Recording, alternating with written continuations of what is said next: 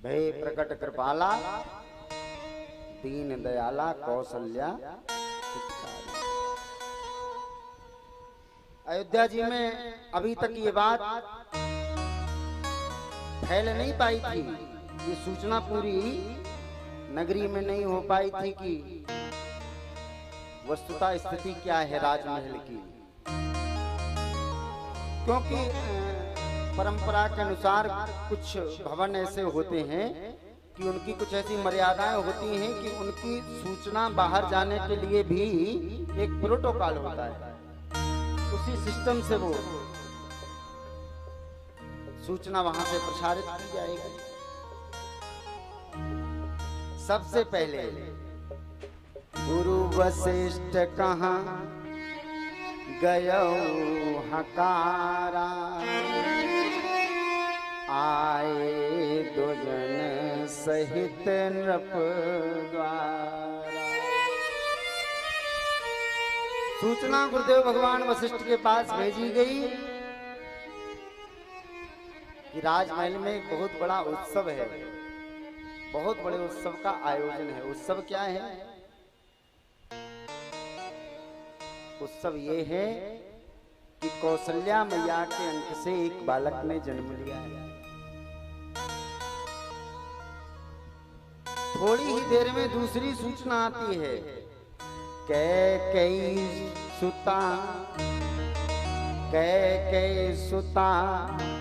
सुमित्रा दो, सुंदर सुत जनमत भयो।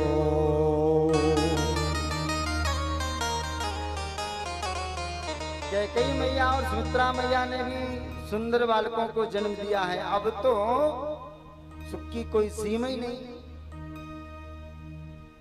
क्रमशः सूचना दी गई कि कौशल्या मैया के अंक से एक बालक ने, कैकेयी मैया के अंक से एक बालक ने और सुमित्रा मैया के अंक से 2 बालकों ने जन्म लिया।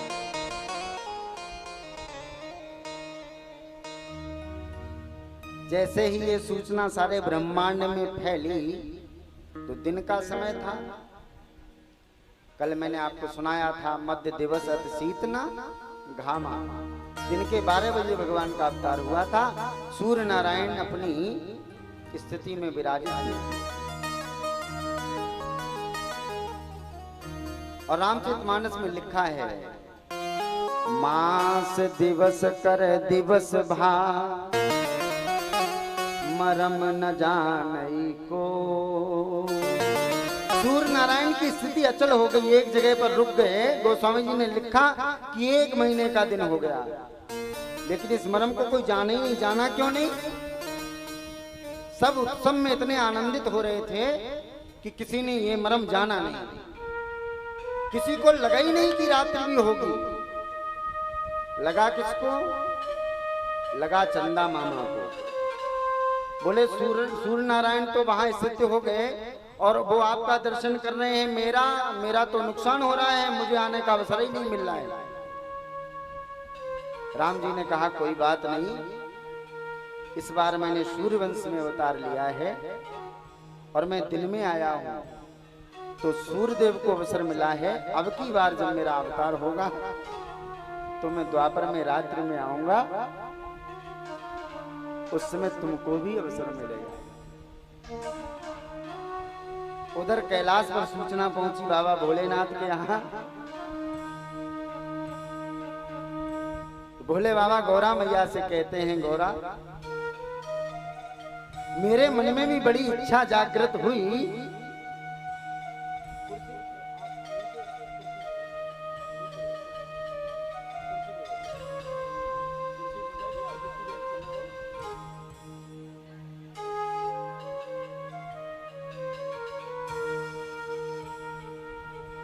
श्री राम जय राम जय जय राम।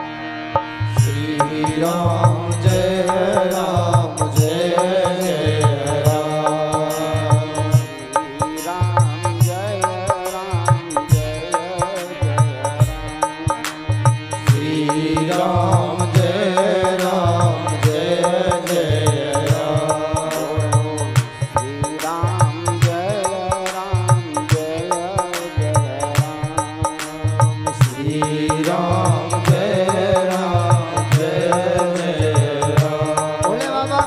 मैया से कहते हैं गौरा मेरे मन में भी ये इच्छा जागृत हुई कि मैं भी अयोध्या धाम में जाऊं और रामलला का दर्शन करके आऊं, लेकिन अब जाऊं तो जाऊं कैसे। बाबा की जटाओं में गंगा मैया है, चंद्रमा मस्तक पर विराजित है, गले में सर्प है। ऐसे यदि भोले बाबा जाएंगे तो अयोध्या में एंट्री नहीं होगी, और अयोध्या में घुस भी गए तो राजमहल में घुसने नहीं दिया जाएगा। फिर कैसे जाएं भोले बाबा। तो भोले बाबा माँ पार्वती से कहते हैं गौरा मैंने उस समय चोरी की।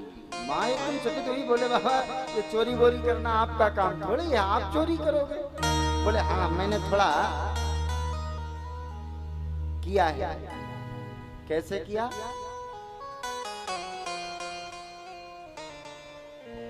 और एक कहूँ निज चोरी। बोले बाबा गौरा मैया से कहते गौरा मैंने भी एक चोरों का काम किया है। क्या। सुन गिरे जाती दृढ़ मत तोरी।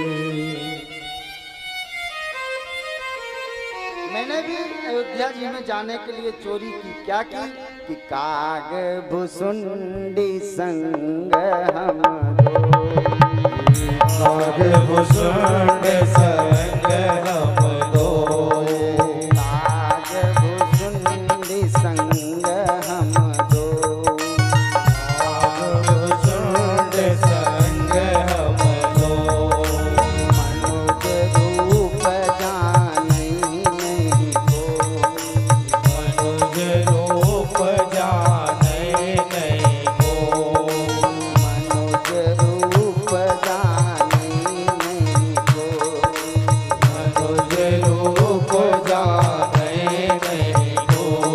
बाबा कहते गौरा मैं काग भुसुंड जी के साथ में मनुष्य का देह धारण के पास है क्या। जैसे राजभवन में जाने के लिए डायरेक्ट एंट्री थोड़ी होती, पास बनवाना पड़ता है। बोले पास तो कुछ है नहीं।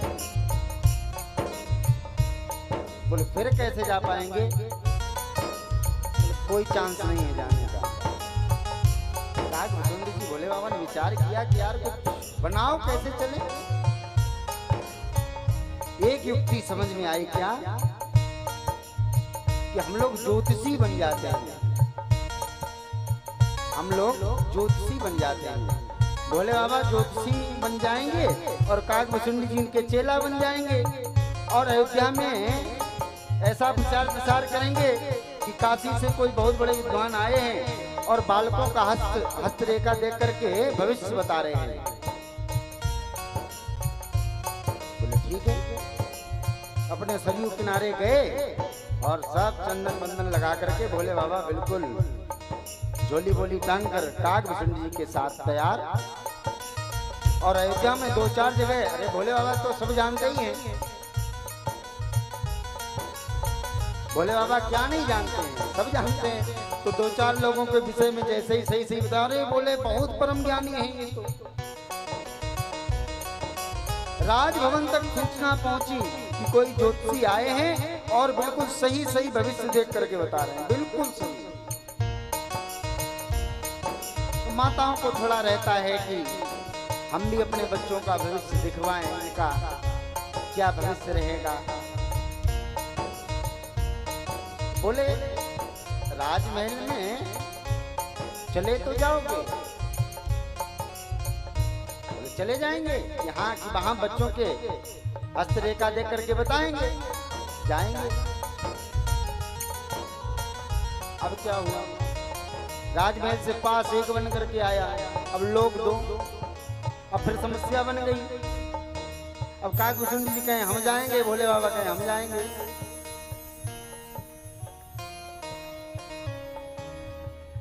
भोले बाबा ने कहा कि हमको जाने दो, हम तुमसे सीनियर हैं, हम जाएंगे। काग भुसुंडी जी ने कहा यदि आप जाओगे तो हम क्या करेंगे। बोले तुम यहीं बैठना, हम नाश्ता वास्ता भिजवा देंगे। बोले अगर भोले बाबा आप चले गए और मैं नहीं जा पाया तो मैं आपकी सारी पोल पट्टी खोल दूंगा। अब बड़ी समस्या।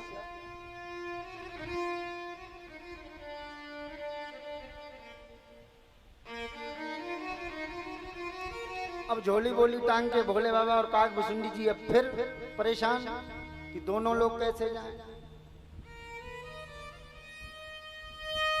बोले एक काम करो, मैं कहता हूं कि मेरी बुढ़ापे की वजह से नजर कमजोर हो गई है, तो मैं केवल हाथ को पकड़ के देखता हूं और गुण और अवगुण ये मेरा चेला बताता है, तो दोनों लोगों का काम चल जाएगा। बोले हाँ ये बात सही। फिर सूचना भेजी गई कि वो बूढ़े वाले ज्योतिषी बगैर शिष्य के तो कुछ बता ही नहीं पाएंगे, उनको लाना पड़ेगा। दोनों भगवान भोलेनाथ और काकभुसुंडी जी राजमहल के दरवाजे पर पहुंचे।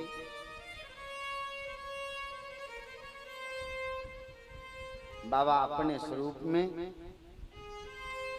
और आज भोले बाबा ज्योतिषी का रूप धारण करके रामलला का दर्शन करने जा रहे हैं। आज अयोध्या की गलियों में नाचो जोगी मतवाला, हर हर बम बम खड़ा पुकारे, देखूंगा दशरथ लाला। और भोले बाबा का स्वरूप दिव्य अद्भुत स्वरूप है बाबा का। भोले बाबा देखो, भोले बाबा ज्योतिषी बन गए, और मैं लगातार आपको बताता हूं कि भोले बाबा अमंगल भेष होने पर भी मंगल करने वाले हैं। जगत में भोले बाबा जैसा देवता कोई दूसरा है ही नहीं, कोई नहीं है। क्यों? समुद्र मंथन हुआ, अमृत तो सारे देवताओं ने पी लिया, जब विष का नंबर आया तब कौन पिए? विष कौन पिए? तब महादेव आगे आए और विष को अपने कंठ में धारण किया, और उसी समय से भोले बाबा का एक स्वरूप नीलकंठ के रूप में स्थापित हुआ। प्रेम से बोलिए नीलकंठ महादेव की जय हो। अरे दुनिया में सारे देव स्वार्थी हो सकते हैं, यदि कोई परमार्थी है तो भोले बाबा है, क्योंकि अमृत तो कोई भी पी सकता है, जगत में विष पीने वाला कौन मिलेगा। इसीलिए सारे देव तो केवल देव कहलाए और भोले बाबा महादेव कहलाए। सारे देवता तो नाथ हो सकते हैं, हमारे महाकाल तो विश्वनाथ हैं, पशुपतिनाथ हैं, नाथों के भी नाथ हैं भोले बाबा।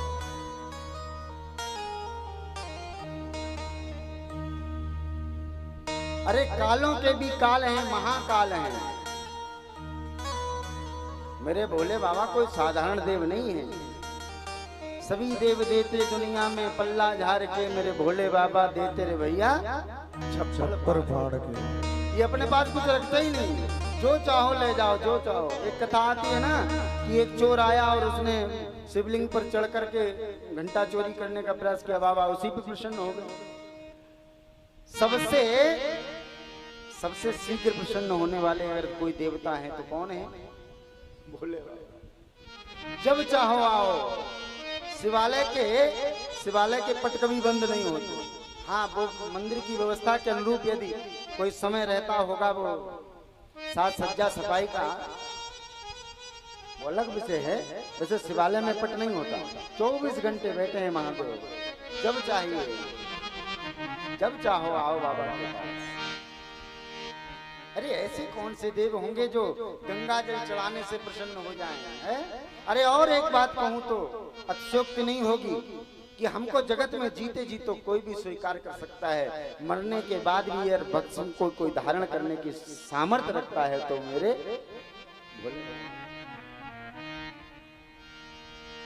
हमारी मृत्यु होने के बाद भी यदि कोई हमको स्वीकार करता है तो कालों के काल महाकाल है, और दूसरी गंगा मैया है। तीसरा तो घर परिवार वाले भी कहते हैं जल्दी करो जल्दी करो। इसलिए मेरे भोले बाबा को साधारण देव नहीं,